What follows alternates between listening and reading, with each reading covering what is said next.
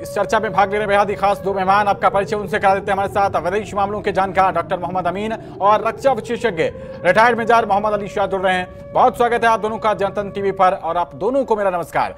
सबसे पहले मेजर मोहम्मद अली शाह, आपसे जानना चाहेंगे, जिस तरीके से अब पूरी सूरत आप देख चुके हैं, इसी बीच हमास कह रहा है कि 57 बंधक जो हैं वो इजराइल के हमलों में मारे गए हैं। ये जंग अब आपको ऐसी बयानबाजी के बाद किस ओर जाती हुई दिखाई दे रही है? आपका बड़ा अच्छा सवाल है। ये जंग अभी मुझे लगता नहीं कि अभी कुछ चंद एक दिनों में खत्म होगी, चाहे कुछ भी हो जाए। ये लंबी चलने वाली है और लोगों ने शुरुआत में पिछले साल भी जब रूस और यूक्रेन की जंग लड़ी हुई थी, लोगों ने कुछ चंद दिनों की बात है, लेकिन अब तो चल रही है वो जंग, लंबी खिंची है।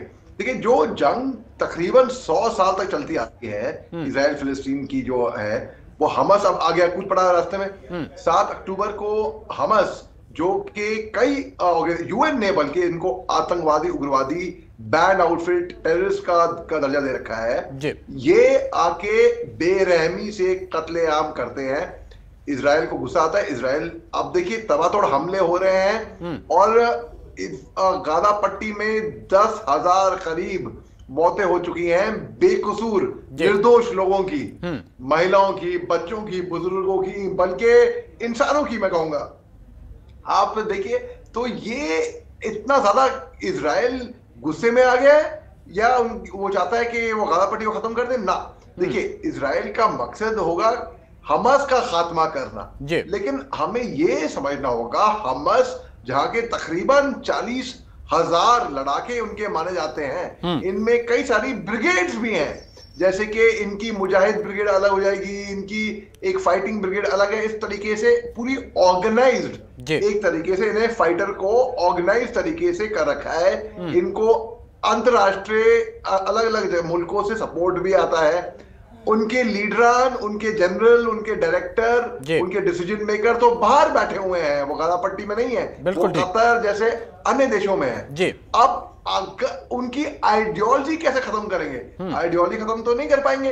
और अगर हमास का खात्मा करना भी है, हमास ने गुफाएं खोद रखी हैं, टनल्स खोद रखे हैं अंडरग्राउंड, प्लेग्राउंड में के पास में, बच्चों के स्विमिंग पूल के पास में, अस्पतालों के पास में, स्कूलों के पास में। तो क्या हमास जो है बच्चों को एक तरीके से ह्यूमन शील्ड बनाएगा और इजराइल तबातोड़ हमले करेगा बेरहमी से? देखिए, मैं कहता हूं, यहां पर लोग कई बार बोलते हैं इजराइल फिलिस्तीन, इंसानियत का साथ दो। मैं कहूंगा लोगों को कि भाई इंसानियत का साथ दो, दो तरफ से, चाहे जान इजरायली की हो, चाहे जान फिलिस्तीनी की हो। जान तो जान है, इंसान की जान है। उग्रवादियों, आतंकवादियों की जान का मैं उस पर कोई वो नहीं कहूंगा, ना कोई इस पे तरस होना चाहिए। वो आतंकवादी होता है, उनकी वजह से ही और ज्यादा दहशतगर्दी बढ़ती है, उनकी वजह से ही और टेंशन बढ़ती है, उनकी वजह से ही बेरहमी से कत्लेआम होता है मासूमों का, निर्दोष लोगों का। तो देखिए, इंसानियत का अगर साथ देंगे, इंसानियत के तौर पे देखेंगे, तो आप देखिए एट दी एवरेज अगर लगाए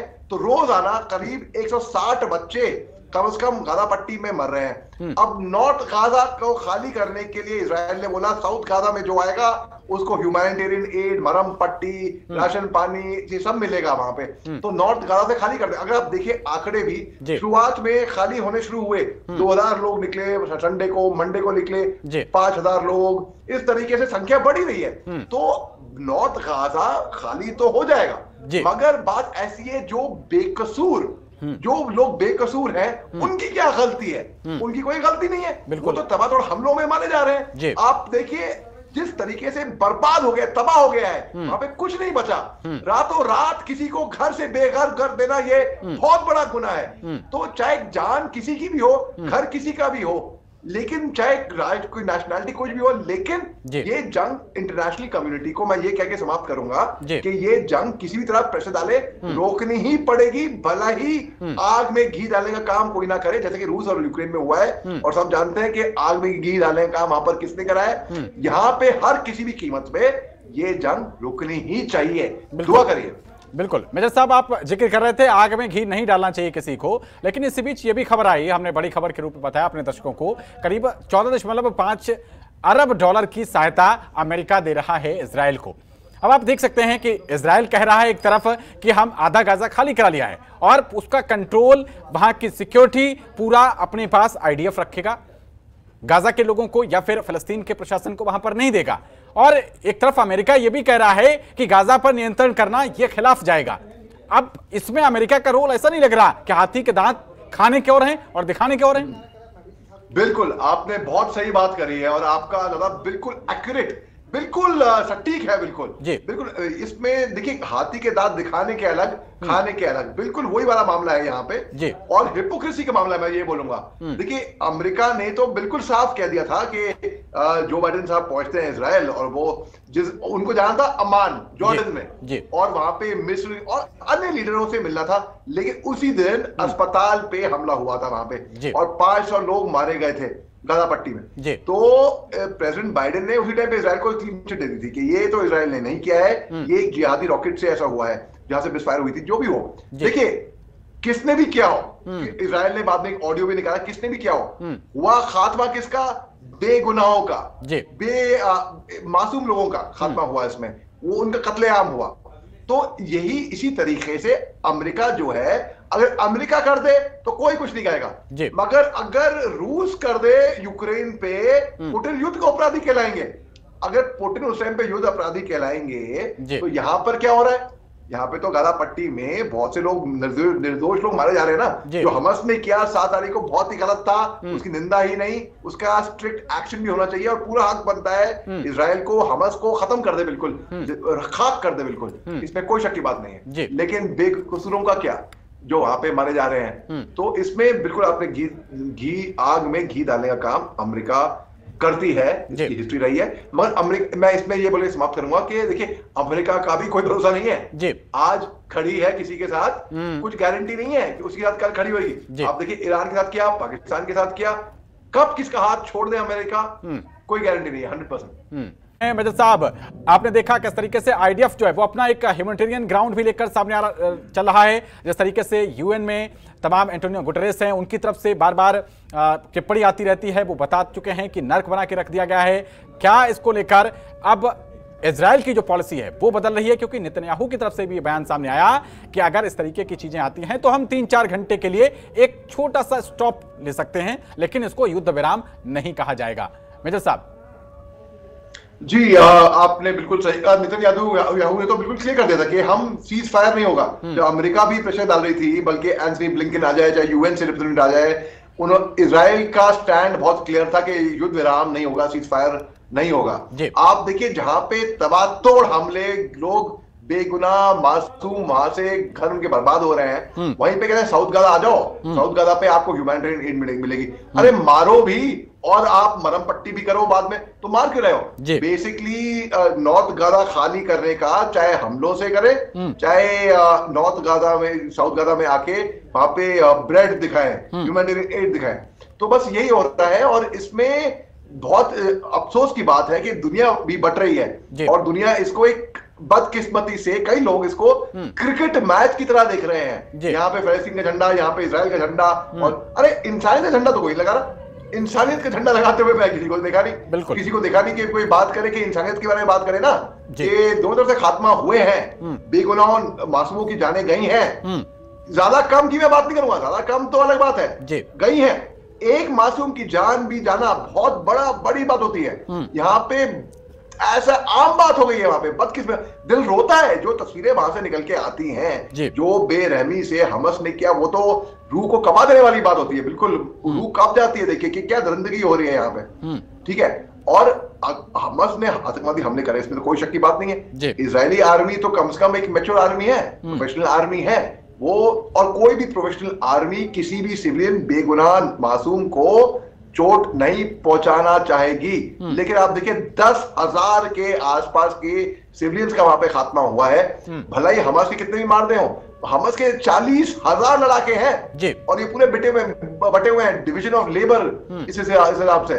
तो आप उनका खात्मा, में भले ही मैं चाहूंगा कि भी वो खात्मा कर दे उनका, लेकिन बड़ा मुश्किल है साहब, बड़ा मुश्किल है, क्योंकि इतना वेल ऑर्गेनाइज्ड फाइटर उन्होंने कर रखे हैं अपने तैयार। मेजर साहब, इसी बीच ये जानना चाहेंगे, यहाँ पर हमास के कमांडर हैं जेरूसलम पोस्ट की तरफ से एक बयान सामने आया है। अबू मोहम्मद नाम कमांडर का है। उन्होंने ब्रिटिश की मीडिया है डेली मेल, उससे बात की है और उनसे कहा है कि हमारा जो प्लान था 7 अक्टूबर का, वो कुछ इजरायली सैनिकों को बंधक बना के लाना था, लेकिन ऐन वक्त पर हमास के जो चीफ हैं, जो सुप्रीमो हैं, उनकी तरफ से इस तरीके का अटैक का प्लान बदल दिया गया और एक तरीके से कत्लेआम मचा दिया गया। ये आप देखते हैं ये स्ट्रैटेजी ऐन वक्त पर क्यों चेंज की गई, और जब सिर्फ कुछ सैनिकों को ही लाने का प्लान था तो आम जनता को ऐसे में निशाना क्यों बनाया गया?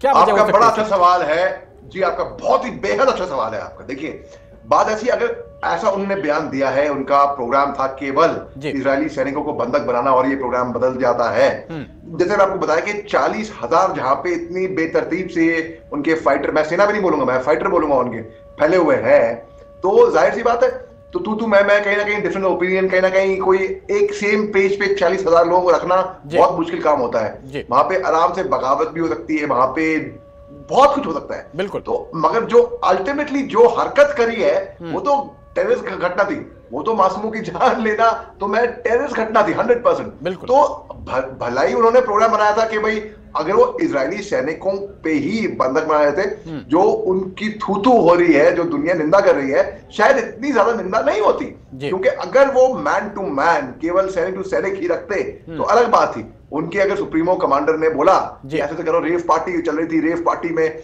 बेकसूरों की जान ली, वो रेव पार्टी पर मेरी बात हुई, मैंने इंटरव्यू किया बाकायदा इजरायली लोगों से, वो बता रहे थे कि आसमान पूरा लाल था जब पूरा बिल्कुल ऐसे मिसाइल जा रहे थे कि भाई समझ में नहीं आ रहा, वहां पे पैराट्रूपर आ गए थे, तो इनको मालूम नहीं है क्या हो क्या रहा है। और हमस जो एक टाइम पे जो बिल्कुल गुलेल वाली फौज मानी जाती थी, आप सोचिए इन हमस के पास पैरा ट्रेनिंग भी अगर करेंगे आप, पैराग्लाइडिंग की, तो आप दिख जाएंगे हवा में, क्या रे यार पैराग्लाइडिंग कर रहे हैं आप, तो जाहिर सी बात है कहीं और दूर जाके ट्रेनिंग ली होगी इन्होंने, या शायद बाहरी मुल्क में।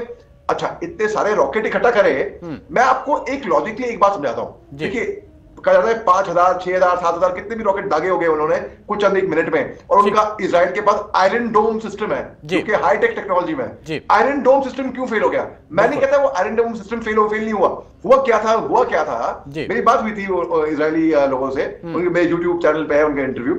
देखिए, वो इस वेलोसिटी में मिसाइल दागे गए थे, इतनी स्पीड से। मेजर साहब, एक तरफ ईरान के जो राष्ट्रपति हैं उनकी तरफ से भी यह बयान सामने आता है कि भारत इस बीच कहीं ना कहीं पूरी अपनी क्षमता के साथ इस युद्ध को रुकवाने के लिए पहल करे, और ऐसे में दोनों ही अमेरिका की टॉप लीडरशिप में अगर बात करें, रक्षा मंत्री और विदेश मंत्री दोनों आ रहे हैं, इजराइल हमास युद्ध को लेकर चर्चा हो सकती है। क्या भारत का अब क्या स्टैंड हो सकता है? देखिए, ये जो बल्कि मैं कहूंगा 2+2 मीटिंग में इसको ऐसे कहूंगा जी, तो या कोई भी मीटिंग हो ऐसी इंटरनेशनल कम्युनिटी में, हिंदुस्तान आज की तारीख में एक ग्लोबल लीडर बन के इमर्ज हुआ है जी। और बल्कि जो G20 समिट था, all the world one family, तो हिंदुस्तान ने ही उसका नेतृत्व किया।